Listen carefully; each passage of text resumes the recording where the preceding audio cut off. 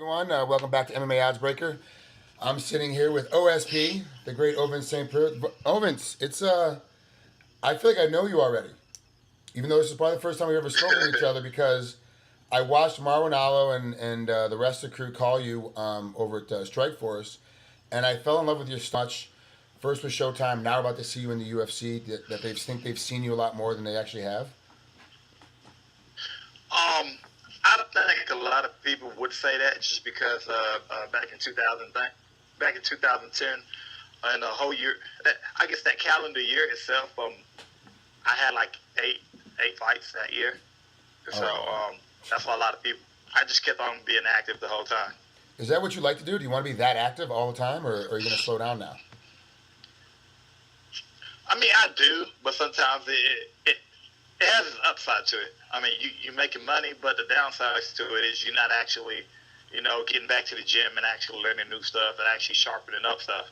So, I mean, it's good to keep active, but at the same time, you always want to kind of step back and kind of, always want to change up your game. Mixed martial arts is still fairly new sport, and every day something's changing within it.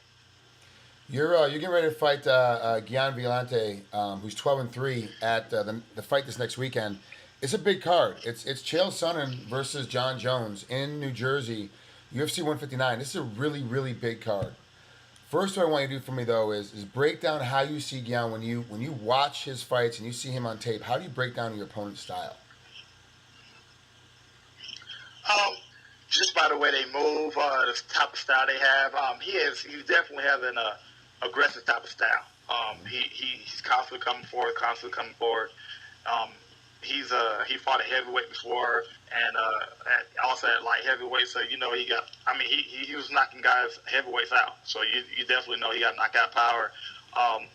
Very fast for his size, athletic. Just like me, he comes from a football background too. So it kind of. I definitely know he's an explosive fighter, just like I am. So just pretty much something.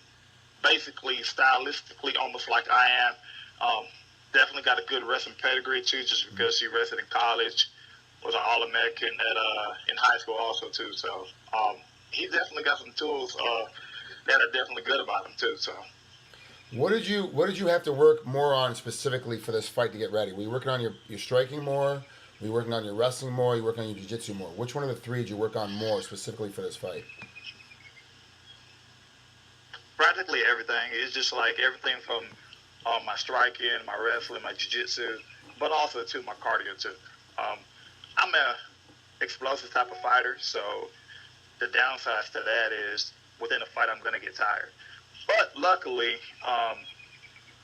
with me, the punches that I throw in the first round, the power punches that I throw in the first round, I'm capable of throwing those power punches in the second and third round too. Okay. Just because of the common fact that a while back I got my lactic acid checked, and it don't start building up in my system until like 96% of my heart rate. Oh wow! Which is pretty much there's times I got my heart rate up to 195, and basically, like I still feel perfectly fine. That's. I was actually talking about heart rate monitoring today. I went on a bike ride today and rode 30 miles. And we were talking about heart rate, like how people are able to do certain things at certain levels, and to be able to have your heart rate that high and maintain it is incredible. That's a really, really good heart rate monitor. But then it should also show that you can go a lot harder later into the fight. So you can start off a little bit quicker and maintain that pace into the third round. Is that what we're going to see you doing now a little bit more? Is upping your pace now because now you know that you're able to do that and you've had the science behind it now to show it to you? Are you going to start picking up the pace a lot sooner and jumping all over these guys quicker? I mean, that's what I want to do, but at the same time, I don't also want to up my pace, but actually get myself in a situation where I think I can finish a guy and actually my heart rate jump out the roof, and I have to back out. When I back out, I'm trying to, circle around, get my heart rate back down so I can actually start working again. So it's kind of tricky to play with it because in a fight it's always tricky. You always want to keep up a certain pace, and when you have that pace, you want to keep it going so the guy can eventually fall off. But a lot of times with mixed martial arts, it's just hard just because you keep the pace going, but then after that, it's just like you might have to turn it up a little.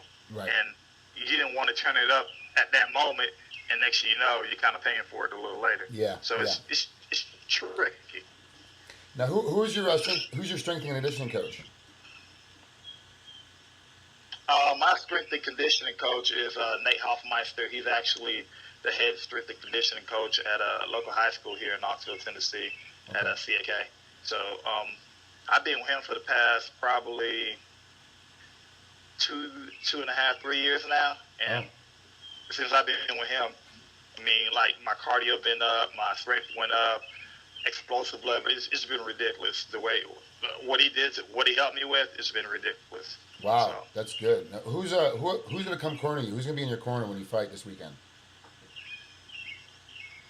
this weekend when I fight, it's going to be my head coach, Eric Turner, Joey Zonar. He's one of the other coaches, and my strength coach, Nate Hoffmeister. He's going to actually be in my corner. Who do you train with on a regular basis? Like, who are some of your training partners? Well, for this camp, I actually went down to Atlanta, which is probably about 3 hours. So I was down at the cooler at Brian Stan's gym. Those guys opened me with open arms and stuff. And definitely got good work with them. With Brian, Raymond definitely good wrestling coach. Who else was down there? Jucal. Yeah. Oh my God, this dude is ridiculous. Jiu-jitsu, wow. He's ridiculous. He was down there. I got a lot of work with Jucal. And a lot of the guys, Kendrick, let me see, Alan Belcher came down there for a couple of days. Yep. Even Manu, the kickboxing coach, I got a lot of work with him too. I actually got to hang out with the kickboxing coach and Brian Stan last summer in LA for like 4 or 5 days, and it was incredible the stuff that he was showing me. And I've been around the game a long time, and he's showing me some little tricks and some little baits and stuff that were just amazing. Did you notice right away after like a week or so of training down there that all of a sudden, you know, your game was really starting to improve very quickly down there because you're getting a new look and a new feel about how you're training and who you're training with? Oh yeah, most definitely. I mean, the biggest thing about me is you're just like, I guess once you talk, when you put me in a situation, you teach me something, and it don't take long for me to pick up on it. So I definitely was happy about it just because I can be like, okay, I can bring this back. I can use this. This is more my style and stuff. Because he watches you a lot, and he watches me, and he was like, okay, you're a southpaw fighter and stuff, but you switch a lot. But also, too, you can fight both ways. You're very explosive in both ways. And basically, for my size, he was like, you move really, really well, actually a little too well for your size. And, I mean, he told me that. I was like, I'm just going to keep on rolling with it. Good, okay.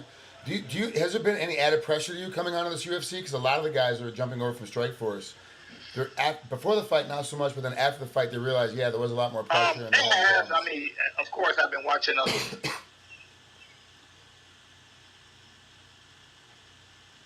can you repeat that one more time? I'm saying, have you seen, the added pressure? Has there been any extra added pressure to you from the jump over to the UFC? I mean,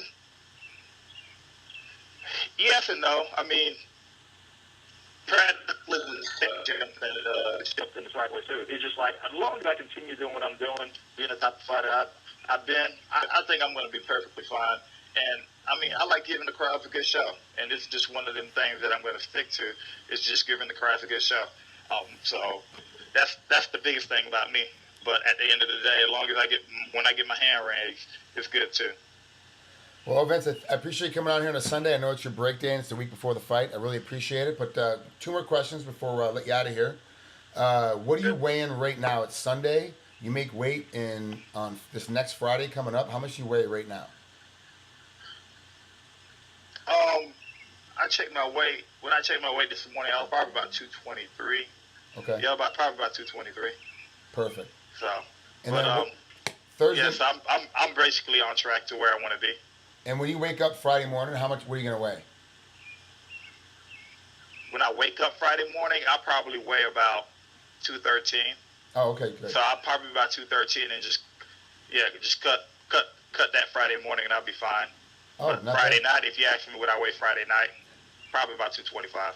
Yeah, I was guessing you go all the way back up I was going to guess about 220, 222. So, yeah, you're right in that neighborhood. Come Friday night and come fight time, you'll be right in that neighborhood again.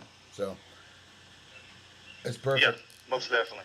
All right, well, thanks, Ovince. I really appreciate you coming on here, OSP, and good luck against Gian when you're coming up here in UFC 159. I really appreciate you coming on MMA Oddsbreaker.